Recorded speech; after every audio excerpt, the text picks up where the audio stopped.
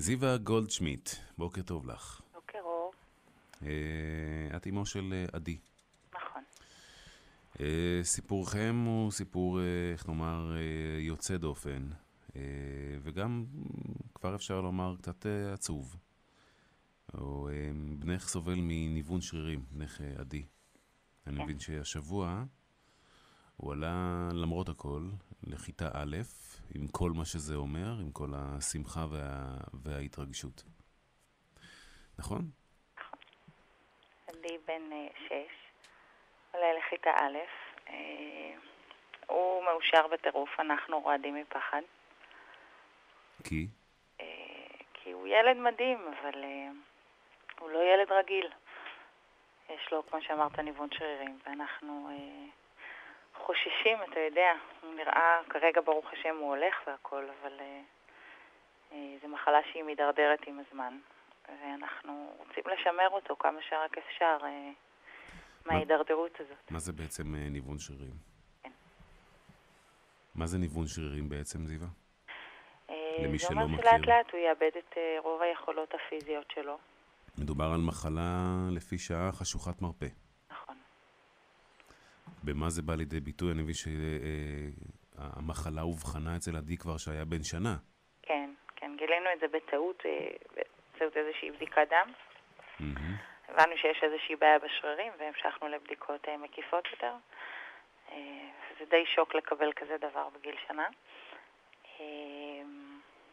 ככה אפשר להבין שהבן שלך כשיגדל יהיה בכיסא גלגלים ולא יחיה לאורך זמן. והכי גרוע זה שאין לזה תרופה.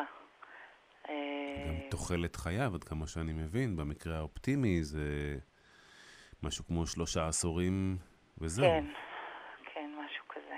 אנחנו מקווים שיותר, יש המון מחקרים. פשוט אין כל כך עניין לציבור לצערי הרב. וחשוב לנו מאוד מאוד להעלות את המודעות. אפילו הקמנו עמותה שנקראת עמותת צעדים קטנים.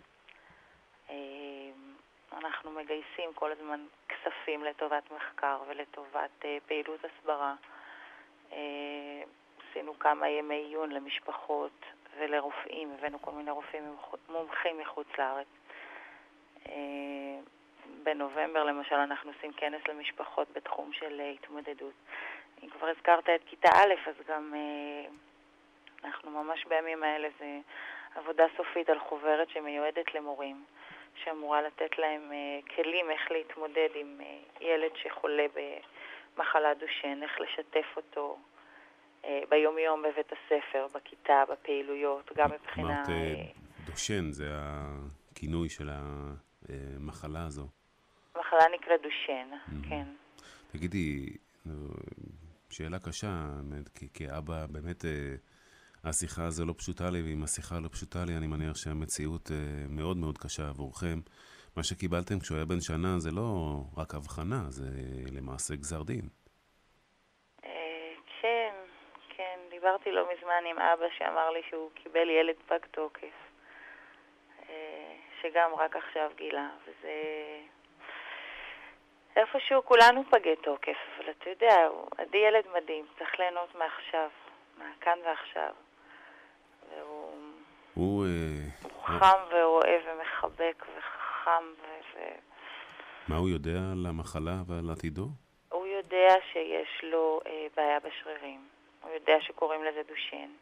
הוא מרגיש, הוא לא טיפש, הוא מרגיש שיש לו, שהוא חלש יותר מאחרים. הוא אומר לי למשל, אמא, אף אחד לא רוצה לשחק עם חלשלושים כמוני במשחקי ספורט. הוא מאוד רוצה לשחק כדורגל ולעשות מלא דברים. הוא גם מבין שהוא לא יכול לרוץ כמוהם, הוא לא יכול לקפוץ. הוא רוצה, בכל זאת הוא ילד. בואי נדבר על תקווה, לפני שניפרד. כן, אז כמו שאמרתי, באמת אני מאמינה בלב שלם שתימצא תרופה, אני רק מקווה שזה יהיה בתקופת חיים של הבן שלי.